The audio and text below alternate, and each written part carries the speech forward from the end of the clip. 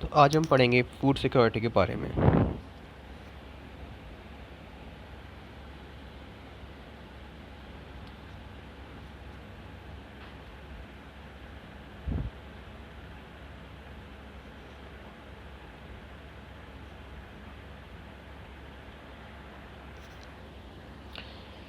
So what is food security? Food security होता क्या है? फूड एक असेंशियल पार्ट है हमारी लाइफ का, जैसे कि एयर होती है बेसिकली।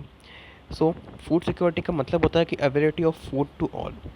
फूड जो अवेलेबल है सबके लिए एक्सेसिबल होना चाहिए। एक्सेसिबल जो फूड है वो सबके लिए अफोर्डेबल होना चाहिए हर समय। यानी कि इसका मतलब क्या हुआ? Availability, accessibility, stability and utilisation. So food security किस लिए? Why food security? Food security is helpful at the time of natural disaster when there is a lack of food. At times of natural disaster like earthquake, flood, or drought, etc., production of food grains decrease, which creates a situation of decrease in food availability. The attainment of food security, therefore, helps involves eliminating current hunger and reducing the risk of future hunger. अब होता क्या है, कभी कभी flood आता है या फिर अर्थक्वेक आता है, कुछ नेचुरल डिज़ास्टर जब कभी होता है, अगर इस केस के अंदर क्या होता है कि फूड सिक्योरिटी काफ़ी अहम रोल प्ले करती है, क्योंकि इस समय जो प्रोडक्शन होता है फूड गेन्स का वो नहीं हो पाता है और इस समय खाने की ज़रूरत अभी पड़ती ही पड़ती है। ऐसे में फूड सिक्योरिटी क्या करती है? हंगर को मिटाने के लिए और फ्यूचर हंगर के रिस्क को कम करने के लिए काफ़ी ज़रूरी है। फूड इनसिक्योर कौन लोग होते हैं? सो रूरल एरियाज़ के अंदर, गांव वगैरह में जो लैंडलेस पीपल होते हैं या फिर स्मॉल फार्मर होते हैं, ट्रेडिशनल आर्टिशंस होते हैं, ब्लैक स्मिथ जैसे वगैरह, या फिर प्रोवाइडर ऑफ सर्विसेज के जैसे कि washerman, PT, self employed workers and distribute का come under the category of food insecure. और अर्बन एरियाज़ के अंदर कौन लोग होते हैं? तो इसके अंदर जो एम्प्लॉयड होते हैं इन प्लेड ऑक्यूपेशंस के अंदर, यानी कि चौकीदार वगैरह, कम जिनको सैलरी मिलती है काफ़ी, और कैजुअल लेबर्स जो होते हैं, ये सब फूड इनसिक्योर में आते हैं। ये लोग जो हैं सीजनल वर्कर्स होते हैं, उनकी वेजेस भी काफ़ी कम होते हैं। सीजनल हंगर क्या होता है? जब कोई पर्सन को मतलब वर्क नहीं मिलता है पूरे साल के लिए, लेकिन कुछ समय के लिए वर्क मिलता है एक सीज़न के अंदर, तो उसको क्या बोलते हैं? Seasonal hunger. और क्रोनिक हंगर क्या होता है? तो क्रोनिक हंगर एक तरह का कॉन्सिक्वेंस होता है डाइट्स का, persistently inadequate in terms of quantity और क्वालिटी। अब अगर जो इस तरह की डाइट जो कि परसिस्टेंटली यानी कि क्वांटिटी में भी और खाने क्वालिटी में भी कम हो, तो उस जो उसको लेता होगा तो वो उसको क्या होगा? Chronic hunger. Food security India देखते हैं, ये पूरा डाटा दिया हुआ है किसका, कि यहाँ पे ईयर्स दिए हुए हैं इतने इतने, और यहाँ पे कितना प्रोडक्शन है ये दिया हुआ है। तो ये टेबल की दिखाती है different year production of food grains in India दिखाती है। During period of 1965 to 1995 production of जो वीट था वो इंक्रीज़ हुआ था more than 4 times in the state of Punjab and Haryana. और जो because of availability of sufficient food grain, the government of India introduce food security system like public distribution system and buffer stock. अब खाना काफ़ी ज़्यादा produce होने लगा, grains वगैरह, तो गवर्नमेंट ने क्या किया? पब्लिक के लिए नई नई स्कीम निकाली, ऐसे कि फूड सिक्योरिटी के लिए पब्लिक डिस्ट्रीब्यूशन सिस्टम और बफर स्टॉक। बफर स्टॉक क्या होता है?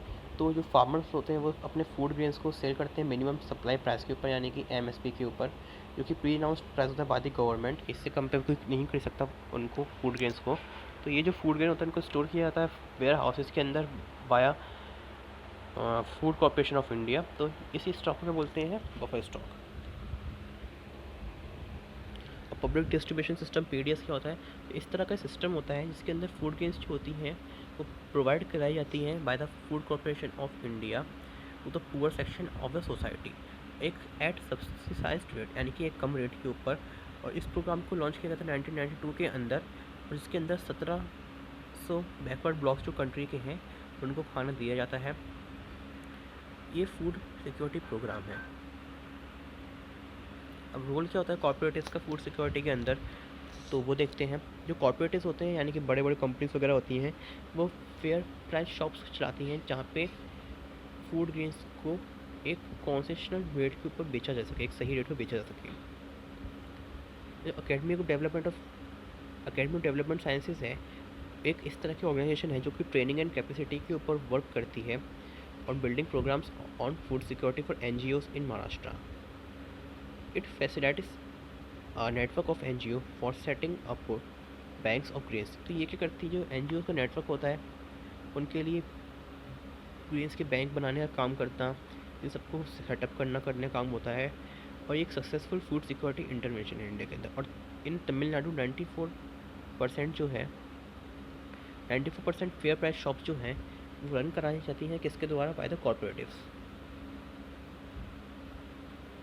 अमूल क्या है, तो अमूल एक इस तरह की सक्सेस स्टोरी है कॉर्पोरेटिव्स की, जो कि मिल्क प्रोडक्ट्स या फिर मिल्क से जुड़ी है. गुजरात के अंदर काफ़ी अमूल काफ़ी बड़ा ब्रांड है. और मदर डेयरी क्या है, इस तरह की सक्सेस स्टोरी है जो कि कॉर्पोरेटिव की है, जो कि मिल्क और वेजिटेबल से जुड़ी हुई है इन दिल्ली के अंदर.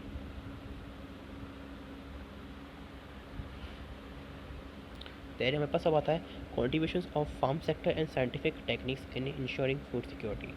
तो इम्पॉर्टेंट एरिया जो है जहाँ पे फोकस किया जाता है वो है क्रॉप्स की किस तरह से इम्प्रूव किया जाए, smart use of water and fertilisers किस तरह से किए जाए, नए पेस्टिसाइड्स का कैसे बनाया जाए, उनकी इफेक्टिव मैनेजमेंट को किस तरह से देखा जाए ताकि रेजिस्टेंस प्रॉब्लम्स वगैरह हो सकती हैं, कम हो सकें. जो इंट्रोडक्शन है नोवल नॉन केमिकल अप्रोचेस का क्रॉप प्रोटेक्शन के अंदर, उनको देखा गया.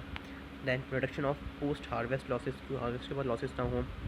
और इस तरह के मोर सस्टेनेबल लाइफ स्टॉक और मरीन प्रोडक्शन के लिए जो कंट्रीब्यूशन है साइंटिफिक टेक्निक्स का वो किया गया है.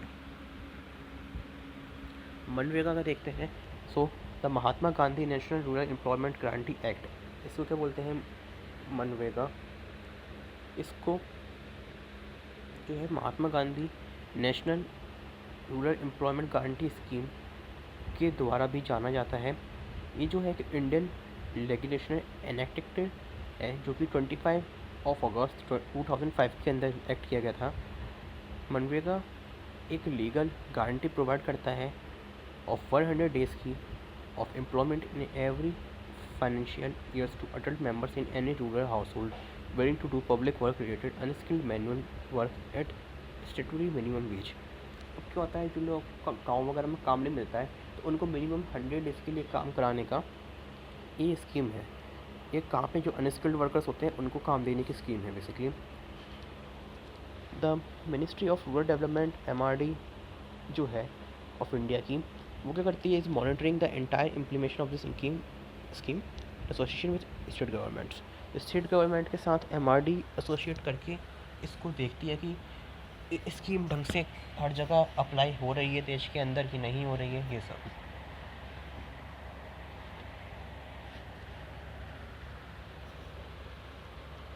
Then PDS during COVID-19. In response to COVID-19, some states have introduced food grains for all. कुछ स्टेट ने COVID-19 के अंदर फ्री के फूड ग्रेन्स सबके लिए अवेलेबल कराए गए थे. While commendable the system requires those without ration cards to apply for an e-coupon using the website to register themselves. अब जो लोगों के पास राशन कार्ड नहीं होता था तो उनको ई-कूपन दिया जाता था using website to register themselves, ताकि रजिस्ट्रेशन कर पाएँ अपना वो खाने के लिए. This is a far from ideal system for crisis time safety net, especially one that is predominantly targeted at those with few resources and low levels of technological literacy.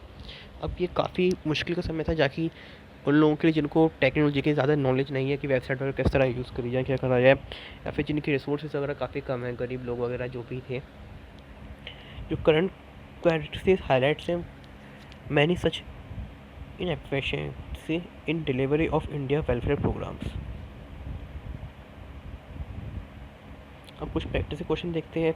तो ग्रीन रिवोल्यूशन इन 1960 के अंदर किस चीज़ से जुड़ा हुआ था, तो ये था the use of HIV seeds के साथ. Public distribution system in India किसके साथ एसोसिएटेड है, तो ये भी हमने देखा कि वो बेसिकली करता क्या है. फर्स्ट आता है फेयर प्राइस शॉप्स, देन आता है हमारे पास कोऑपरेटिव स्टोर्स, देन आता है सुपर बाज़ार, देन इसका होगा नन ऑफ द अबव. ये PDS जो होता है वो क्या है, गवर्नमेंट ऑफ इंडिया के द्वारा ही चलाया जाता है और उसमें बेसिकली सामान को बांटने का एक सिस्टम है, किस तरह से लोगों को खाना प्रोवाइड किया जाए। फेयर प्राइस शॉप्स अलग होती हैं, कोऑपरेटिव स्टोर्स के अलग काम होते हैं और सुपर बाजार के अलग काम होते हैं। देन एमएसपी क्या रेफर करता है, तो MSP refers to minimum support price. Then इसका uh, the worst effective groups in rural areas facing food security are all of the above. Under the target public distribution system, food grains given per family per month are, तो कितना per month दिया जाता था TPDS के दौरान, तो वो था 20 kg of food grains per month. Thank you very much.